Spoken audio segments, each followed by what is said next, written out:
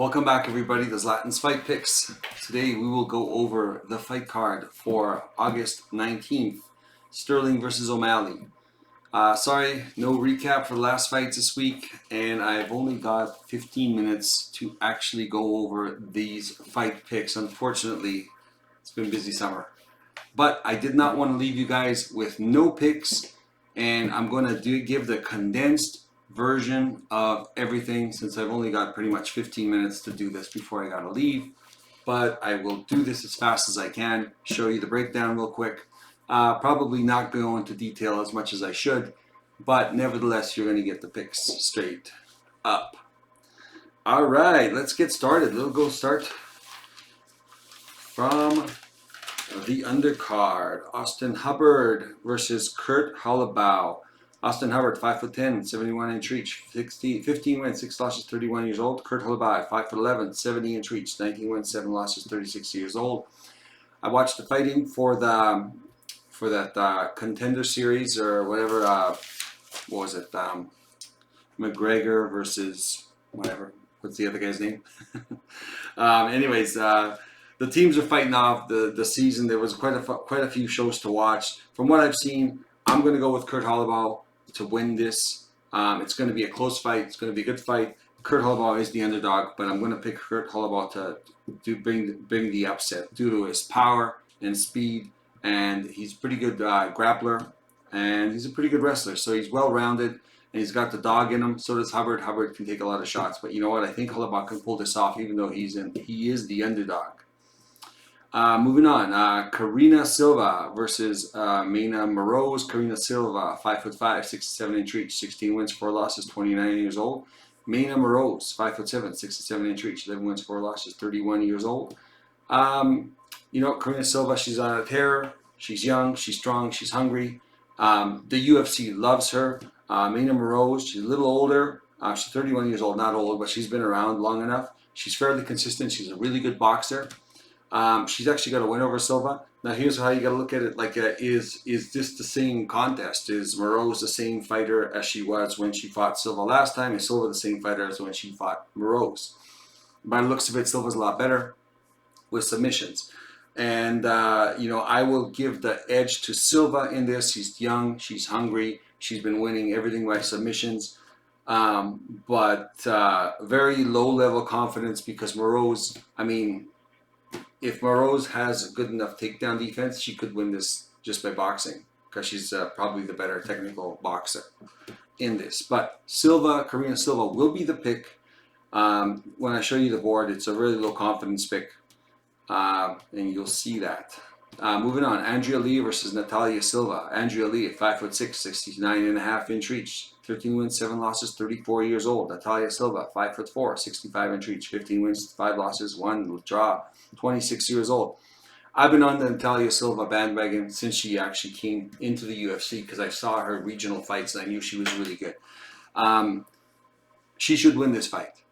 She's going to have more volume. She's going to do more, and she's she's good on the ground.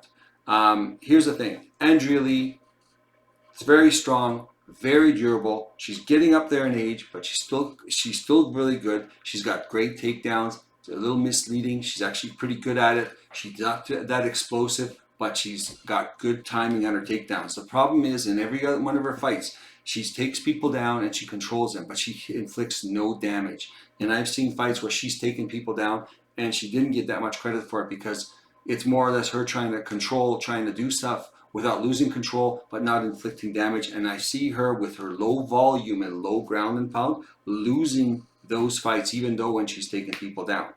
So this is one of those fights where I literally think it's 50-50, where you could pick either one. Andrea Lee should win this fight, but Andrea Lee always makes the same mistake, and it's a mental error.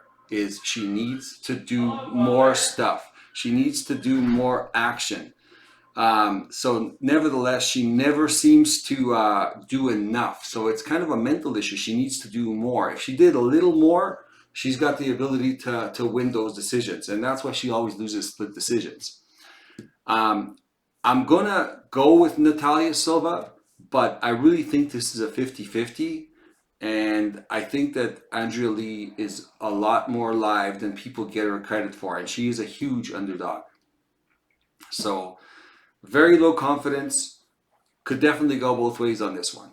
But I'm going to, just for the pick's sake, I'm going to pick Silva.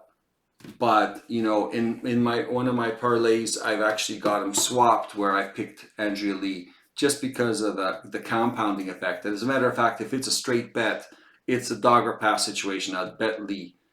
Um, and and as a matter of fact, I bet Lee and I bet Rose because they are the underdogs, and probably one of them probably will upset somebody. So they have a good chance anyway. So I mean, you never know; they might not, but I mean, the chances are high. Lee is live, huge underdog. Silva's going to be the pick, very low confidence pick. It's going to be a really close fight. Next fight, Andre Petroski versus Gerald Meerschaert. Andre Petroski, 6 feet tall, 73-inch reach, 9 wins, 2 losses, 32 years old. Gerald Meerschaert, 6'1", 77.5-inch reach, 35 wins, 16 losses, 35 years old. You know what, Meerschaert, you know what, can anybody pick his fights correctly? Because you just never know which guy's going to show up. I think I picked one correctly ever, because just when you think he's washed up, he does something miraculous. He comes back. He looks like a world beater. And then when you're expecting him to do something, he just crumbles and falls. But here's the thing. I've never been a fan of Andre Petroski, even though last time he fought, I actually bet on him. I don't think he's that good. Never thought he was that good. I think he's just, a good journeyman, decent, very powerful. But I don't know. I just don't see the it factor. Meerschaert, regardless of how bad he did the last fight, he's got the it factor. He's got a way to win at any point in time. Now here's the thing. Meerschaert there's a lot of recency bias because he got destroyed by what's the guy's name?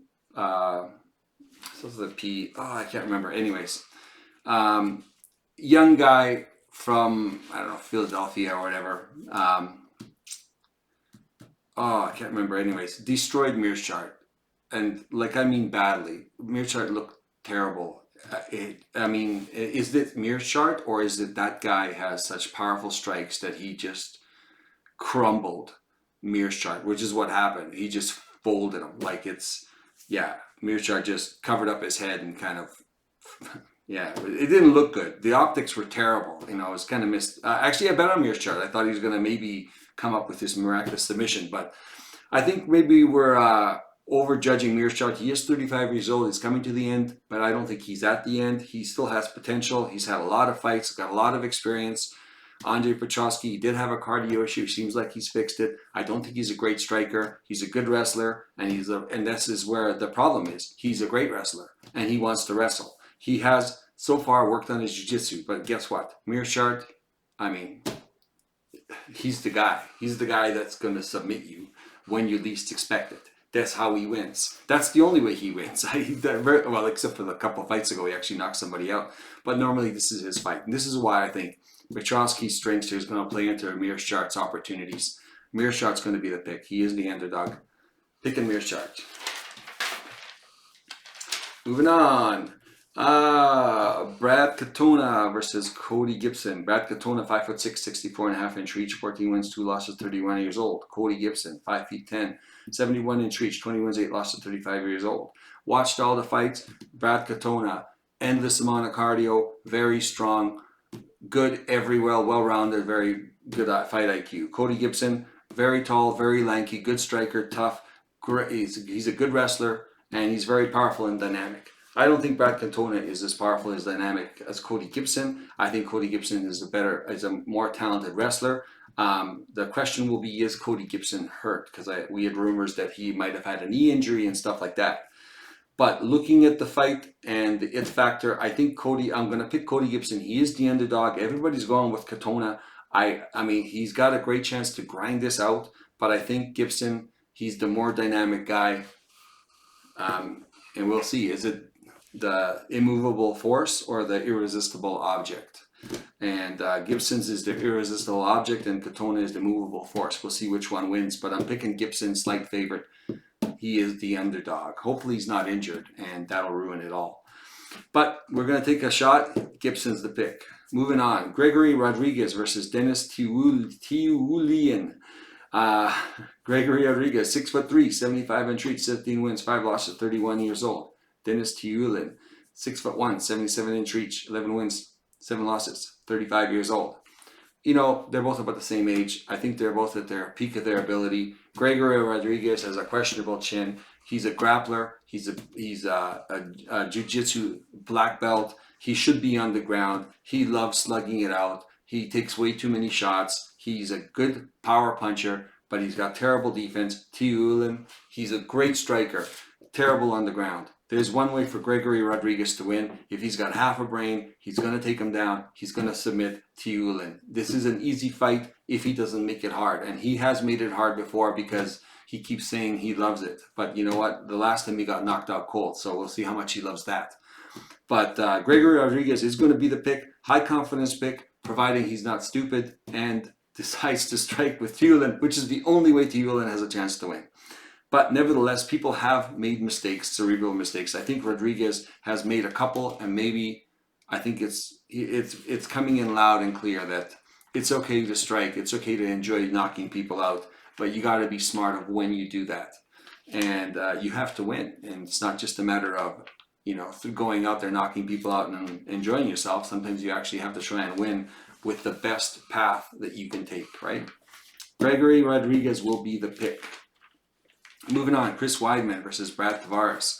Chris Weidman, 6'2", 78 reach, 15 wins, 6 losses, 39 years old. Brad Tavares, 6'1", 74 reach, 19 wins, 9 losses, 35 years old. Chris Weidman, way too old, coming back after a couple of years after a terrible leg injury. Never looked good from a few years back. Has been on the decline. Used to be one of the top guys. Brad Tavares, he's the same guy that he looks the same about how he looked like 5 years ago. Looking at Chris Weidman, unless he comes back and totally surprises us, this is going to be a fight that decent amount of confidence. Brad Tavares is going to beat Chris Weidman. Unfortunately, he should retire after this. But you never know. I mean, this guy's been gone for so long. Maybe he's learned a few tricks. I doubt it. But Tavares will be the pick without going into more detail than that. Moving on to the main card. Marlon Vera versus Pedro Munoz. Marlon Vera, 5'8", 70.5 reach, 20 wins, 8 losses, 30 years old. Pedro Munoz, 5'6", 65 reach, 20 wins, 7 losses, 36 years old. This fight I'm calling like a 50-50. Pedro Munoz is the underdog. If I'm going to pick anybody to bet, I bet him just because he is the underdog. And I think it's going to be that close of a fight. Marlon Vera's got the power, he's got the durability. Pedro Munoz, he's got power, he's got durability, and he's got the speed. I'm going to go with Munoz. I think Munoz is better on the ground. If Munoz, is very cerebral about this, he's going to stand up and bang with Vera in the first round. And Vera, when he gets going in the second round, he should take Vera down because he's got better jiu-jitsu, he's better on the ground. He just has to win 2 rounds out of 3, right? So that'd be the game plan. So it's a 50-50 fight as far as I see it, but if I have to pick, I'm going to pick Munoz, the underdog. Moving on, Mario Batista versus Damon Blackshear. Mario Batista, 5'9", 69 reach, 12 wins, 2 losses, 30 years old. Damon Blackshear, 5'10", 72 reach, 14 wins, 5 losses, 1 draw, 29 years old. Hey, Damon Blackshear keeps surprising me every time he comes in. He gets better and better and better. Mario Batista, very solid guy. He hasn't fought anybody super, he's highly touted, but he hasn't really fought anybody really great yet. And Damon Blackshear, well, he's fought a lot of, Basharat, he fought, who was pretty good. Everybody else was just okay. He hasn't fought anyone great yet. They're both tall, they're both lanky. You know what, I saw the stare down. Realistically, they're about the same size, about the same age. Damon Blackshear's taken on a week's notice, very confident, didn't get any damage last time. Mario Batista, you only seen him once where he got knocked out by Trevin Jones. So, here's the thing. Damon Blackshear he's only taken it on a few days' notice. Well, 1 week, within a week. That doesn't really bode well. Mario Batista, it's about the same size. He's not going to have a huge size advantage. He'll have a slight reach advantage. Mario Batista has had a full camp. Got to go with Mary Batista on this one. Excuse me. Got to get some energy. How are we doing for time? Uh-oh, we got to hurry up. Mary Batista's the pick. Next fight, Neil Magny versus Ian Gary. Neil Magny, 6'3", 80-inch reach, 28 wins, 311 losses, 36 years old. Ian Gary, 6'3", 74.5-inch reach, 12 wins, 0 losses, 0 draws, 25 years old. 11-year difference in age. Neil Magny is coming at the peak if he's not starting to decline already. He has a way of getting everyone to fight his fight, which is that clinch game against defense. If Ian Gary falls for that, he could very well lose. He's the biggest favorite on this card. If he falls for that and decides to show that he's going to beat Neil Magny at his own game, which everybody seems to want to do, but I think it's because he's got an 80-inch reach, and because after they strike with him at such a distance, they try to close the gap because he's got a huge reach advantage. And he has a reach advantage again with Ian Gary, even though they're about the same size. I think Ian Gary might be an inch taller, even though they're both 6'3". Ian Gary's a kicker, and that's going to be the difference. If Ian Gary keeps them at bay without boxing, just kicking, he'll beat Magny just by kicking him. Just kicking in the legs, kicking in the body, kicking in the head. He's going to beat Neil Magny just by that. If he's dumb enough to fall into that game plan where he's grinding with Neil Magny, I mean, then Neil Magny's got a 50-50 shot at beating him. Unfortunately, got to go with the young guy, got to go with the hungry guy who has a definite path to victory apart from making that mental mistake. Zhang Weili. So yeah, Ian Gary's the pick. Zhang Weili versus Amanda Lemos. Zhang Weili, 5'4", 63-inch reach, 20 wins, 3 losses. 3 wins, 3 losses, 33 years old. Amanda Lemos, 5'4", 65-inch reach, 13 wins, 2 losses, 1 draw, 36 years old. Amanda Lemos, definitely at the tail end of her career, hasn't shown any signs of slowing down. Weili has been improving up to this point. Every time I see her, she's better, stronger, faster. Lemos, her only shot is to knock her out in the first round, maybe round and a half. And she's live for that. Weili has been knocked out with a head kick. It could be one of those upsets, one of those crazy upsets. But you know what? Weili is far better, far more technical everywhere. So power's going to go to Lemos. Doesn't have the best cardio. Weili should be the better fighter. Weili's going to be the pick on this fight. Aljamain Sterling versus Sean O'Malley, the main event. Aljamain Sterling, 5'7", 71-inch reach, 23 wins, 3 losses, 34 years old. Sean O'Malley, 5'11", 72-inch reach, 16 wins, 1 loss, 28 years old. Hey, it can go either way. It's a 50-50. I'm leaning a little bit toward Aljamain just because of the ground game. O'Malley can get taken down. He fought Peter Yan, and I thought he lost against Peter Yan. As a matter of fact, I thought Aljamain Sterling lost against Peter Yan. But I definitely thought Sean O'Malley lost more visibly, and it was more obvious that he lost to Peter Yan. And they gave him that pick, which worries me because in a 50-50 fight, five-round fight, I don't think the UFC likes Sterling as much as O'Malley. And O'Malley has been kind of groomed to come up here without even fighting a wrestler up to this point. And the last time he fought Peter Yan took him down like 6 times. Here's the thing. Going down to the decision, I'd worry that they're going to give it to O'Malley because he seems to be just the darling of the UFC and everybody else. Plus, he's always dealing with strikes and it always looks flashier.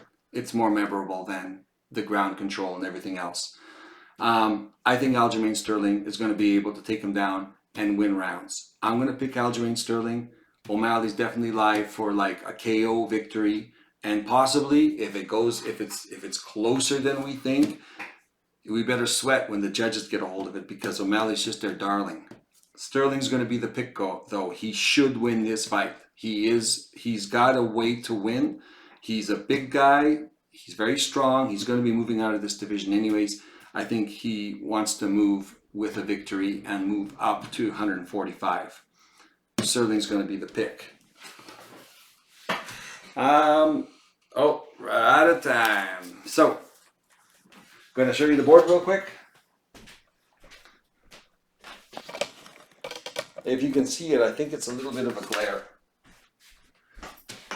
Most confident to least confident. Weili, Tavares, Gary, Rodriguez, Batista, Alabao, Mearshart, Sterling, Munoz, Natalia Silva, Karina Silva, Gibson. There's 4 underdogs I've got in this. Nevertheless, like I said, not financial advice. This is my picks from most to least confident. Take what you need, all the information, bet them individually or in any parlay that you like. Other than that, thank you very much for joining me. We will hopefully do a recap next week, and good luck everybody on the fights.